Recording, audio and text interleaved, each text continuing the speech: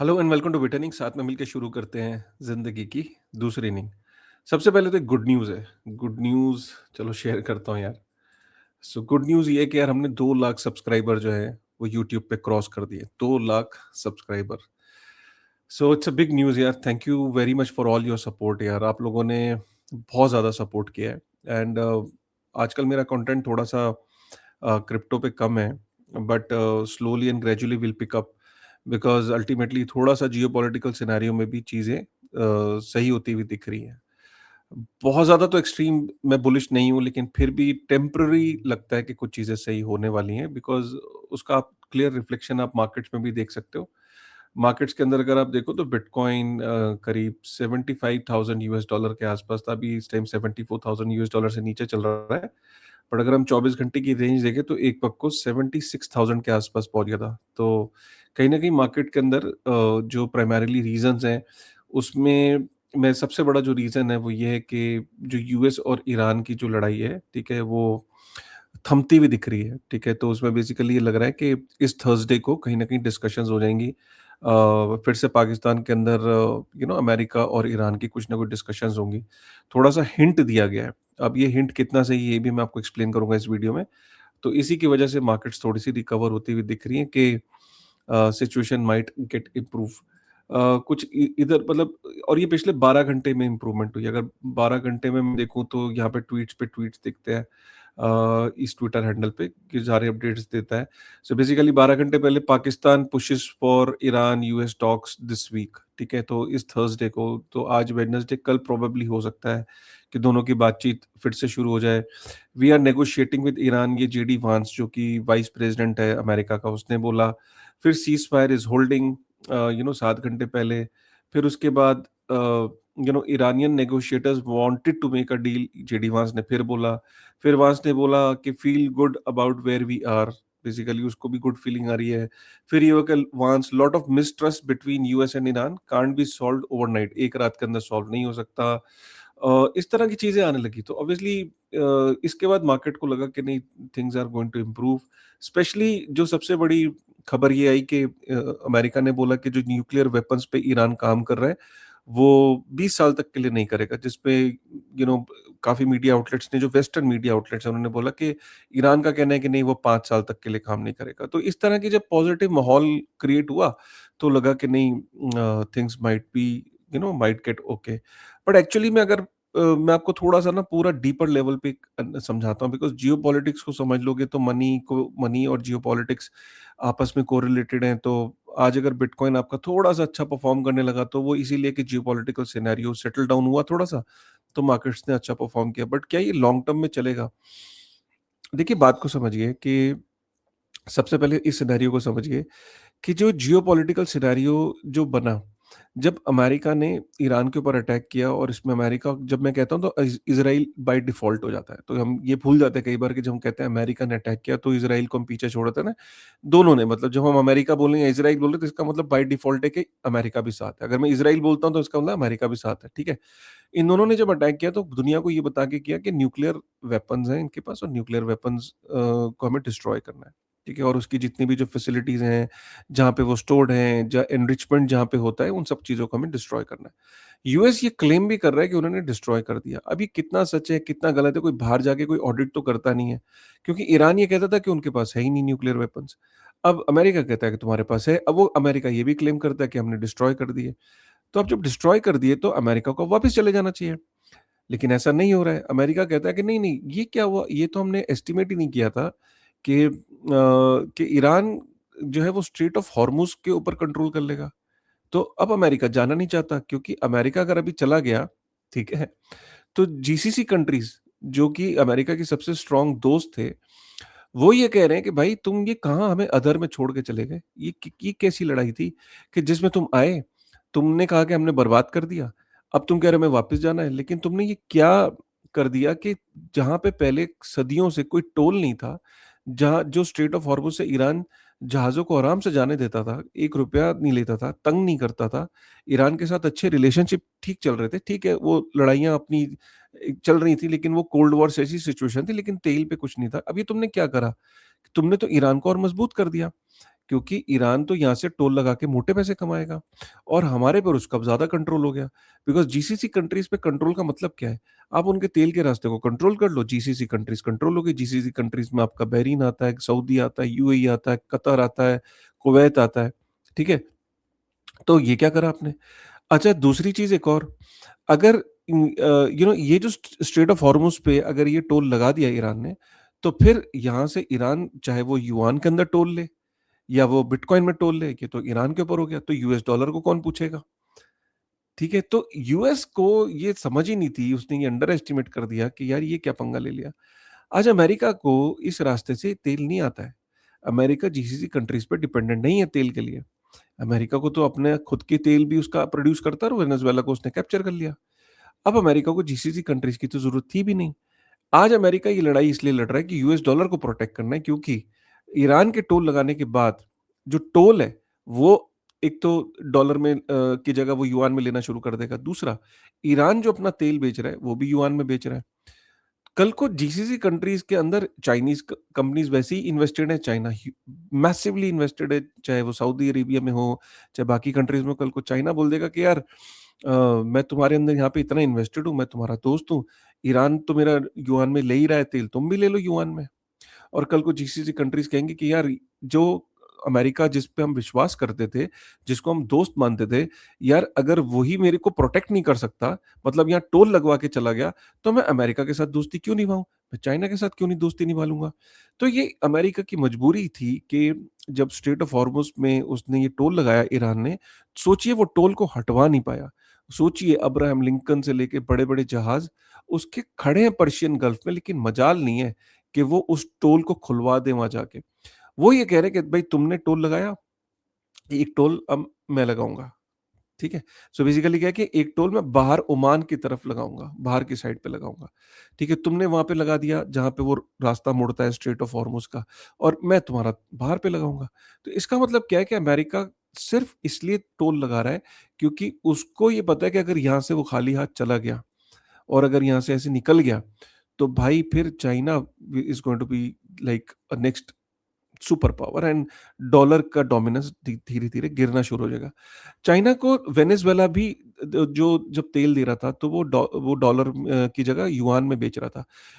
एक वेनेजुएला को कैप्चर करने का एक और मेजर रीज़न ये भी रहा कि भाई ये चाइना को युआन में तेल बेच रहा है, ये डॉलर में बेचना चाहिए था। मैं कैप्चर कर लूँगा तो मैं डॉलर में दे दूँगा। तो उसने वही हुआ, वेनेजुएला ने को जब कैप्चर किया अमेरिका ने, तो उसके बाद उसने चाइना को बोला कि यार तुम घबराओ मत, तेल ले लो लेकिन डॉलर में लेना, तुम्हारी करेंसी में नहीं जो तुम पहले कर रहे थे।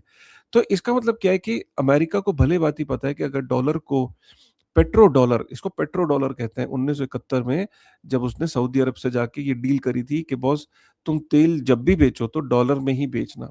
ये जो और मैं तुम्हें बदले में प्रोटेक्शन दूँगा। ये पेट्रो डॉलर का सिस्टम 50-60 सालों से चला आ रहा है। ये सिस्टम को बचाने के लिए ये अमेरिका की मजबूरी है कि गया तो था कि वो 3 दिन में 4 दिन में निपटा देगा, आज वो लंबा फँस गया। अब ये चीज़ें समझ समझ में आ रही हैं और धीरे-धीरे चीज़ें क्लियर हो रही हैं कि आज अमेरिका ने ये जो ब्लॉकेड लगाया है, उसमें वो चाइनीज़ जहाज़ों को रोक नहीं पाया। उसका सबसे बड़ा टेस्ट यही था कि वो चाइनीज़ जहाज़ों को रोक पाएगा? चाइना के जहाज़ों को वो रोक नहीं पाया। जब चाइना के जहाज़ों को रोक नहीं पाया, ईरान के अंदर स्ट्रेट ऑफ हॉर्मुज़ को हटा नहीं पाया, तो किस बात का अमेरिका? अब ये धीरे-धीरे एक पोज़ीशनिंग बनती चली जाएगी अमेरिका की, और अमेरिका के जो एलाइज़ हैं, वो भी टूटना शुरू हो गए हैं। आपने नेटो को देखा, आज नेटो नेटो टूट गया ना ऑलमोस्ट। भई नेटो उसका साथ ही नहीं दे रहा, स्पेन साथ नहीं दे रहा, जर्मनी साथ नहीं दे रहा, फ्रांस साथ नहीं दे रहा, हंगरी के अंदर भी अब जो नया प्राइम मिनिस्टर आया है वो इनके अगेंस्ट है। ठीक है? तो यूरोप के अंदर एक सेंटिमेंट है कि बॉस हमें साथ नहीं देना है, और उसमें जो कंट्री साथ दे रही है वो छोटी-मोटी ग्रीस है, पोर्चुगल है, रोमानिया है, ये साथ दे रही हैं, अदरवाइज़ मेजर कंट्रीज़ जो भी हैं वो साथ नहीं दे रही। नेटो टूटने के कगार पे है। डोनाल्ड ट्रम्प ने भी बोल दिया कि नेटो ने हमारा साथ नहीं दिया और आगे भी उम्मीद नहीं है। तो इसका मतलब क्या है कि अमेरिका कमज़ोर पड़ रहा है। और इस वॉर के बाद जो मेन चीज़ निकल के आएगी वो ये कि आने वाले टाइम में आपको दुनिया में बहुत सारी कंट्रीज़ देखने को मिल सकती हैं, जो युआन के अंदर पेमेंट करेंगी और तेल लेंगी। स्विफ्ट नेटवर्क के बाहर कंट्रीज़ ऑप्ट करना शुरू कर देंगी। स्विफ्ट नेटवर्क जो है वो एक वेपन की तरह हो गया है अमेरिका के पास। आज अमेरिका ने, सोचो कि पहले रशिया के $300 बिलियन फ्रीज़ कर दिए, जब उसने यूक्रेन पे अटैक किया था, और उसके बाद उसने ईरान के भी 100 से $120 बिलियन फ्रीज़ कर लिए। तो अमेरिका क्या करता है कि उसने उसकी ये आदत बन गई है कि जब किसी कंट्री के साथ उसका पंगा होता है, वो उनके पैसों को फ्रीज़ कर लेता है। तो इसलिए अब चाइना जो क्या कर रहा है कि अल्टरनेटिव दे रहा है दुनिया को कि ये डिजिटल युआन या सॉरी युआन के अंदर या डिजिटल युआन या फिजिकल युआन तो मेरी करेंसी में पेमेंट करो और इस सिस्टम से बाहर आओ। जैसे स्विफ्ट नेटवर्क है तो चाइना का भी किप्स नेटवर्क है, उसके थ्रू पेमेंट करो, ठीक है? तो ईरान का जो तेल है भाई वो ऑलरेडी चाइना सस्ते में ले रहा है। और एक और चीज़ मैं आपको आज इस वीडियो में बताना चाह रहा हूँ कि अभी तो स्ट्रेट ऑफ हॉर्मुज़ ख़त्म भी नहीं हुआ है कि स्ट्रेट ऑफ मलक्का के अंदर भी कल को कुछ हो सकता है। अभी कुछ नहीं हो रहा है बट सिग्नल ऐसा मिल रहा है कि जो अमेरिका ने इंडोनेशिया के साथ जो पैक्ट किया है, उसके भी काफ़ी रिपरकशंस फ्यूचर में आ सकते हैं। वो भी मैं आपको इस वीडियो में एक्सप्लेन करूँगा। बट वन्स अगेन आज खुशी का मौका है, खुशी का दिन है, तो गाइज़ फर्स्ट ऑफ ऑल फिर से मैं ये स्क्रीन शेयर कर रहा हूँ। Many many congratulations 2 lakh subscriber से हम ऊपर चले गए हैं इसके अंदर यूट्यूब के अंदर। और इनफैक्ट मेरा अगर आपने इंस्टाग्राम का चैनल भी मेरा 4,93,000 फॉलोवर हो गए हैं इंस्टाग्राम पे भी, ठीक है? गाइस रिक्वेस्ट है अगर आपने ये क्यूआर कोड है, अगर इंस्टाग्राम को अभी तक आपने फॉलो नहीं किया तो प्लीज़ इंस्टाग्राम को फॉलो कर लीजिए। ये क्यूआर कोड है, स्कैन कर लीजिए, ठीक है? तो ये इंस्टाग्राम को, ठीक है? Thank you very much. उसके बाद हम चलते हैं बिटकॉइन आपने देखा और थोड़ा-सा एक्सुबरेंस आई थी मार्केट के अंदर और मैंने आपको रीज़न बता दिया। इसमें इथेरियम भी, बिटकॉइन भी, everything started performing pretty well. और आपको ये फ्यूचर में अब आप थोड़े से निश्चिंत हो जाओ कि as the markets improve, things are going to improve. और एक और रीज़न बिटकॉइन के पंप करने का ये है कि बिटकॉइन के अंदर जो हार्विंग है ना, हम सब जानते हैं कि बिटकॉइन हर 4 साल में उसका जो रिवॉर्ड्स है वो हाफ हो जाते हैं, ठीक है? सो बेसिकली 2028 में 12 अप्रैल 2028 के पास हार्विंग आनी है। हम ऑलरेडी 12 अप्रैल पे पहुँच गए हैं 2026। 2 साल बाद मतलब 50% जर्नी निकल चुकी है। 2 साल बाद हार्विंग आ रही है और हार्विंग के बाद हमें सब पता है कि बिटकॉइन अपना ऑल टाइम हाई बनाता है। तो एक और रीज़न है अचानक कल जब ये हेडलाइन आई ना मार्केट के अंदर कि bitcoin passes half way point in halving cycle. और ये कोइंसिडेंस है कि ये उससे मैच कर रहा है कि वॉर भी 1 मिनट को सेटल होती हुई दिख रही है एटलीस्ट थोड़ा-सा कोल्ड वॉर की में शेप में हो जाएगी एटलीस्ट जो अ, आप जो वेपन्स का इस्तेमाल होते हुए देख रहे हो शायद वो थम जाए, उससे ये कोइंसाइड कर रहा है। तो ये मार्केट में एक्सुबरेंस बना कि हार्विंग भी आने वाली है, situation is also improving and liquidity is also pumping. तो bitcoin is going to do well. तो ये इस वजह से ठीक है। आपने ये देखा एक और आपने ये देखा कि अब इस तरह की भी मार्केट में न्यूज़ आती रहती हैं कि ईरान ने बोला कि ठीक है ये इतना वेस्टर्न मीडिया पता नहीं कहाँ से खबरें बोल रहा है। अभी हमारा कोई डील नहीं हुई है कि बातचीत कब होगी। लेकिन पाकिस्तान ने भी और चीज़ों ने भी कन्फर्म किया है कि कहीं न कहीं जो टॉक्स हैं, वो इस हफ्ते के अंदर हो सकती हैं, ठीक है? उसके अलावा हमने ये भी देखा कि चाइना के जो जहाज़ हैं, अमेरिका उन्हें रोक नहीं पाया, तो अब अमेरिका के ऊपर और भी प्रेशर है कि इस डील को करने का। बिकॉज़ अ, आपको शायद नहीं पता कि ईरान का जो तेल है, वो पहले यूएई जाता है, वहाँ पे वो शक्ल बदलता है, डॉक्यूमेंट्स चेंज होते हैं, ब्लेंडिंग होती है, तो अब यूएई के जो एजेंट्स हैं, डीलर्स हैं, बायर्स हैं, ईरान का तेल लेके उसकी उसकी शक्ल बदल के दुनिया को ये दिखाते हैं कि यूएई के टैंकर्स हैं। बट एक्चुअली में ईरान का तेल पहले यूएई आता है, वहाँ पे अपनी कलर चेंज करता है। कलर चेंज करने से मतलब है कि उसकी वो बेसिक लेवल पे डॉक्यूमेंटेशन में इतने बदलाव करते हैं कि यूएई का तेल है और फिर वो मार्केट्स के अंदर जाता है। तो इससे यूएई 25 से 30 बिलियन यूएस डॉलर कमाता है ईरान के तेल को सैंक्शन तेल को अनसैंक्शन करने का जो प्रोसेस है, ये समझ लीजिए। मतलब कहते हैं ना ब्लैक को व्हाइट करना, तो सैंक्शन्ड तेल को अनसैंक्शन्ड जो करता है वो यूएई करता है और 25 से 30 बिलियन यूएस डॉलर कमाता है। अगर अमेरिका कोई जहाज़ जाने ही नहीं देगा तो सबसे बड़ा नुकसान तो यूएई को और सऊदी अरब को ही होना था ना। तो इसलिए यूएई सऊदी अरब और यूएई का भी बहुत बड़ा प्रेशर है अमेरिका के ऊपर कि तुम ये ब्लॉकेड नहीं लगा सकते, ठीक है? अगली खबर ना यार ये बड़ी इंपॉर्टेंट है कि इंडोनेशिया ने डिफेंस पैक्ट साइन किया है अमेरिका के साथ और ये ब्लैंकेट डिफेंस पैक्ट है। इसमें क्या है कि मतलब आप ये समझो कि इंडोनेशिया के ऊपर कोई गाज गिरेगी तो अमेरिका बिना शर्त के उसको सपोर्ट करेगा और अमेरिका अगर उस रीजन में लड़ता है तो इंडोनेशिया बिना शर्त के उस पर लड़ेगा। और ये जो फिर से बात से वित्ती सी कि ये straight of Malacca strait of Hormuz की तरह ही है और उससे ज्यादा बड़ा है। ये आप सोचो कि इधर थाईलैंड है, यहाँ से शुरू होता है। थाईलैंड, मलेशिया और इंडोनेशिया के बीच में से ये रास्ता है और सिंगापुर के पास से होके ही निकलता है और साउथ चाइना में जाता है। तो इंडियन ओशन और साउथ चाइना का ये कनेक्ट है। ये इतना इम्पोर्टेंट रास्ता है कि मैं आपको थोड़ी-सी इसकी इम्पोर्टेंस बता दूँ, ये कितना बड़ा रास्ता है। Strait of Malacca is one of the most important critical maritime routes in the world. 25 से 30% ग्लोबल ट्रेड यहाँ से पास होता है। सबसे शॉर्टेस्ट रास्ता है एशिया, मिडल ईस्ट और यूरोप को कनेक्ट करने का।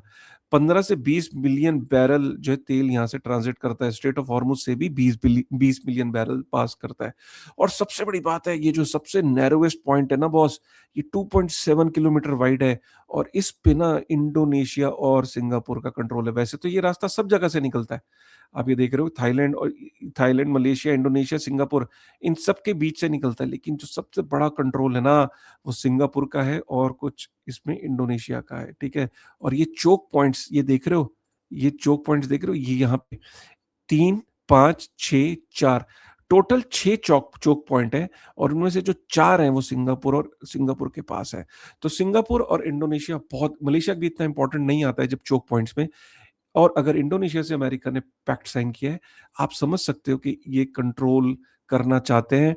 इनको ये जाग खुली कि यार ये फालतू में हम एटम बम, न्यूक्लियर बम, ये बम, एआई, वेआई, वेपन्स इस पे काम कर रहे थे।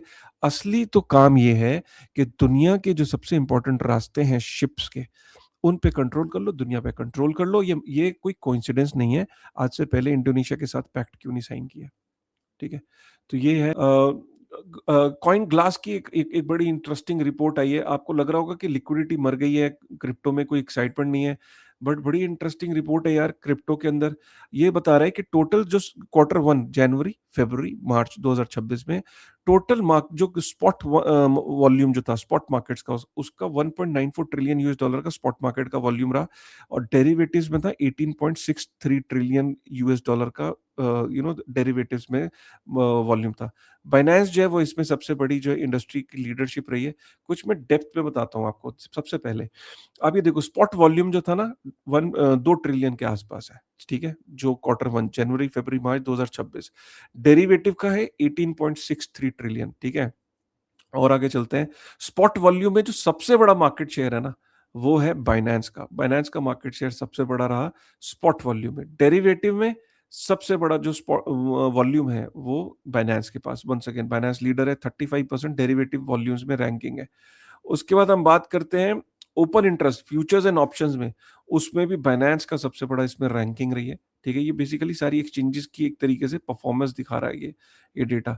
उसके बाद लिक्विडिटी डेप्थ रैंकिंग, मतलब लिक्विडिटी, जितनी ज़्यादा लिक्विडिटी होगी उतना ज़्यादा आपका जो प्राइस है ना वॉलेटिलिटी नहीं होगी। तो बेसिकली किस एक्सचेंज पे आपका ट्रेड कितनी फास्ट एक्चुअल प्राइस पे, जो आप प्राइस पे आपने ट्रेड लिया है उस पे एग्जीक्यूट होता है। मतलब ये नहीं कि आपको प्राइस वेरिएंस बहुत ज़्यादा नहीं मिलता है। तो ये लिक्विडिटी बहुत मैटर करती है। तो अगर आप देखो तो बाइनेंस इसमें भी लीड कर रहा है। फ्यूचर्स में भी सबसे ज़्यादा लिक्विडिटी उसके पास है, 284 मिलियन यूएस डॉलर। ईथ की बीटीसी की फ्यूचर्स में, ईथ के फ्यूचर्स में भी, बीटीसी स्पॉट में भी सबसे ज़्यादा वॉल्यूम लिक्विडिटी है, ईथ में भी सबसे ज़्यादा लिक्विडिटी है। तो ये बताता है कि लिक्विडिटी में भी बाइनेंस जो है वो सबसे टॉप कर रहा है। और यूजर एसेट रैंकिंग, मतलब हर दिन एक एक्सचेंज पे एवरेज कितना एसेट पड़ा रहता है, तो उसमें भी बाइनेंस के पास 74% जो टोटल एसेट एक्सचेंज पे पड़ा रहता है, हर दिन ट्रेडिंग के लिए आता है, उसमें बाइनेंस लीड कर रहा है। उसमें 152 बिलियन यूएस डॉलर के एसेट रहते हैं एवरेज बाइनेंस के ऊपर हर दिन। और सेकंड नंबर पे ओकेक्स जिसका सिर्फ 15 बिलियन। तो आप देख सकते हो फर्स्ट और सेकंड में कितना डिफरेंस है, राइट? तो ये बड़ा इंपॉर्टेंट अपडेट है। तो जब भी आप अपनी जर्नी शुरू करें तो हमेशा ये याद रखें कि you should always be you know going with the best, because आप अल्टीमेटली वो चाहते हो कि आपका एसेट, आपकी जो ट्रेड्स है वो सिक्योर तरीके से आप कर सको, ठीक है? और अगर हम यहाँ पे बात करें कि ये जो हमने स्ट्रेट ऑफ मलक्का की बात करी ना, स्ट्रेट ऑफ मलक्का पे अल्टीमेटली अमेरिका चाइना को दिखाना चाहता है कि तुम्हारा तेल मैक्सिमम यहाँ से आता था ना, स्ट्रेट ऑफ हॉर्मुज पे तो चलो मैं हट रहा हूँ, अब स्ट्रेट ऑफ मलक्का पे मेरा कंट्रोल होगा फ्यूचर में। चाइना ही इन सब चीज़ों को जानता है। चाइना ने 1 बिलियन बैरल जो तेल है वो उसने रिजर्व्स में रख लिया है। समझ रहे हैं? 1 बिलियन बैरल। और आप सोचो 1 बिलियन बैरल कितना होता है? मतलब दुनिया में जो 10 दिन का जो ग्लोबल डिमांड है वो चाइना के पास इस टाइम उसने स्टॉक में रख लिया है। इंडिया के पास जितना रिज़र्व है उसका 20 गुना चाइना ने डेवलप कर लिया है अपना तेल का, और जितना अमेरिका के पास है उसका 2 गुना। तो चाइना जानता है कि अगर उसको लंबे समय तक भी अगर किसी वॉर में उतरना पड़े या उसका शिप्स को ब्लॉक कर दे, तो भी चाइना ने इतना तेल इकट्ठा कर लिया कि वो सर्वाइव कर जाए। लॉन्ग रन में, ठीक है? So guys once again Instagram को ज़रूर फॉलो कर लीजिएगा, ये क्यूआर कोड है and once again guys thank you very much. मैं इसके बाद 2 लाख सब्सक्राइबर के बाद लॉन्ग फॉर्म कंटेंट को हम कंटिन्यूअस रखेंगे, ठीक है ना? So with this thought guys thank you very much. कैसा लगा आज का कंटेंट एक बारी क्या करना है आपको? कमेंट करके ज़रूर बताना है, ठीक है? कि कैसा लगा आज का content. Thank you very much guys.